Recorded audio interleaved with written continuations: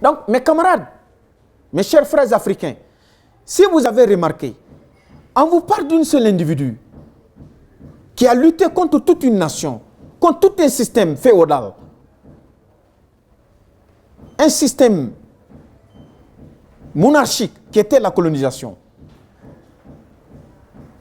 Pendant 26 longues années, cet homme n'est pas mort. Il n'a pas été abattu. Avec des multitudes, des centaines de complots montés contre une seule personne, il a pu résister. Non, ça c'est de la prophétie. La prophétie, c'est la vérité, c'est pas le mensonge. Il avait défendu la vérité.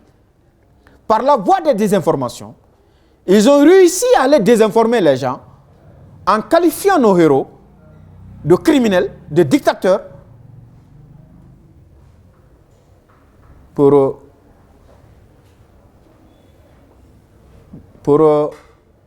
enraciner la médiocrité, détruire et freiner l'élan du développement de nos différents États.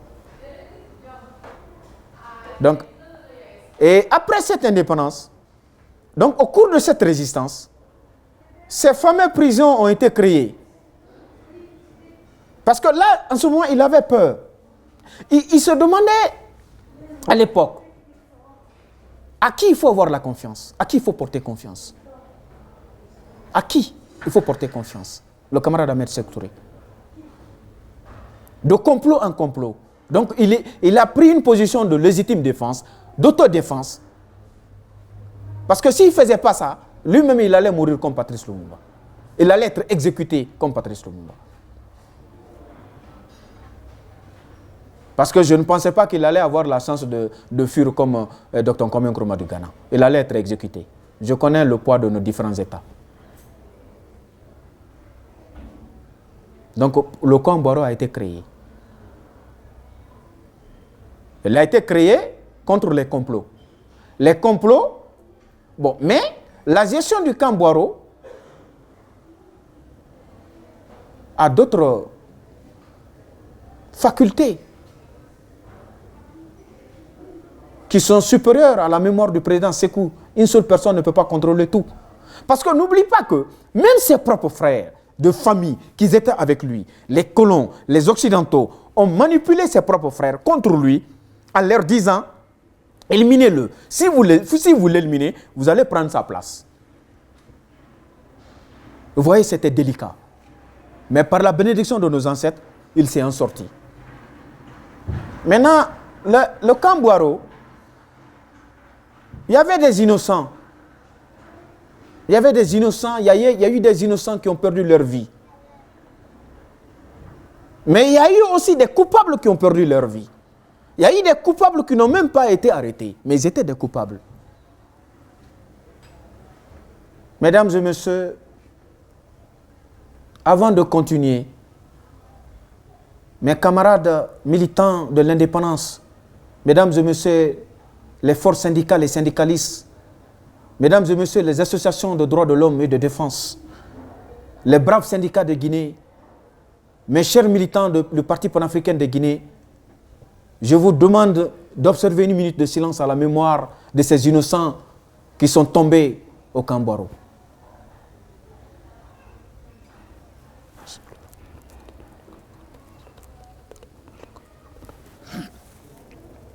Que leur âme repose en paix.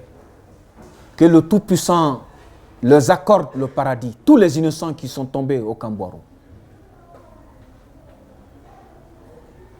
Maintenant, les forces de sécurité qui ont vu le jour dès l'aube de l'indépendance n'étaient pas formées politiquement, n'étaient pas formées pour vraiment se comporter, comment gérer une institution, comment gérer les prisons, comment mener des enquêtes. Ils n'avaient aucune formation. Donc, la manière dont ils recevaient des ordres, c'est comme ça qu'ils les exécutaient. C'est comme ça qu'ils les exécutaient. Mais parfois, la peur a atteint un niveau exceptionnel, record, où le président Ahmed Sékou lui-même, il avait peur de sa tête. Je vous le disais. Parce que la trahison était à haut niveau par le colonisateur français. Toute la sous-région est cimentée. Tout est comploté par les Français contre le président Sékou. Coûte que coûte, il faut l'abattre. D'avoir réclamé l'indépendance réelle pour le peuple de Guinée. Donc, ils ont passé par toutes les mille et une infinité de moyens pour que le président Ahmed Sékou Touré soit abattu. Le bon Dieu n'a pas voulu. C'est pourquoi le président Sékou avait dit, le peuple a défendu la révolution, le Tout-Puissant a sauvé la révolution. Là, il a bien réfléchi. Ahmed Sékou était un homme parfait. Ahmed Sékou était un homme vraiment qui croyait en Dieu, qui avait la foi en Dieu. Ahmed Sékou était un visionnaire. Ahmed Sékou était un visionnaire. Voilà ce que le président Sékou a fait. Donc, de ce légitime défense d'autocrate, avec son régime, son gouvernement, ils ont continué maintenant à combattre le néocolonialisme pour éviter d'être exterminés comme Patrice Lumumba du Congo. C'est au cours de ça maintenant que des innocents ont été arrêtés. Ils ont perdu leur vie au Cambouaro. Mais il y avait des coupables qui savaient que non, nous sommes là, nous sommes des étiquettes de l'Occident, particulièrement français, CIA, pour éliminer Sékou Touré. Nous faisons partie du complot. Ils étaient dedans. Tout le monde n'était pas innocent. Tout le monde n'était pas innocent. Mais je déplore l'arrestation des innocentes personnes. Je regrette profondément les innocents, la vie des innocents qui ont perdu leur vie dans Cambouaro. Je le regrette. Mais, mesdames et messieurs, c'était indépendamment de sa volonté. Il n'avait pas d'autre choix à l'époque. Il n'avait pas d'autre choix. Parce que je vous disais, s'il ne le faisait pas, il allait être exécuté comme Patrice Lumumba. En ce moment, notre pays allait se retrouver dans la malédiction totale, comme le Congo est aujourd'hui. Le plus vaste territoire des États africains, le plus petit État de l'Afrique, c'est le Congo de Patrice Lumumba. Ce n'est caché de personne, vous voyez comment ça est. Je vous disais que, mes chers militants, la grandeur et la fiabilité de nos États et de nos différentes nations ne dépend pas de l'étendue ou la superficie de nos territoires.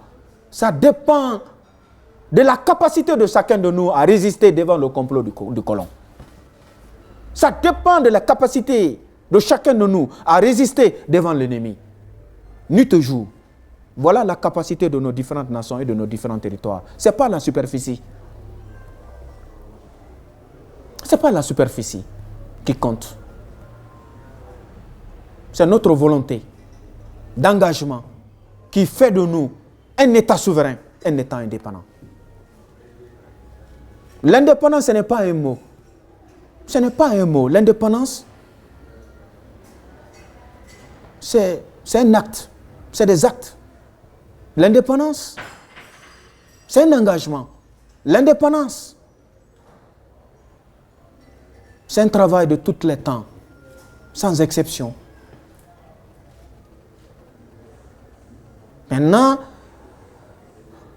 avec cette multitude de complots, ce sont ces complots qui ont rendu le régime vulnérable. La bonté de l'homme a été remplacée par la méchanceté humaine. Voilà, c'est pourquoi je vous disais comment la méchanceté humaine a remplacé l'amour de l'homme pour son prochain. C'est les complots qui ont fait. Parce que finalement, il n'avait plus confiance à personne. Il cherchait sa tête. Il se demandait comment rester en vie. Il s'est défendu avec ses proches. Mais par la volonté de Dieu, comme lui-même l'avait dit, c'est Dieu qui l'a défendu. C'est Dieu. C'est Dieu qui l'a défendu. Le peuple a fait son mieux. Mais le défenseur, le vrai défenseur, c'est Dieu.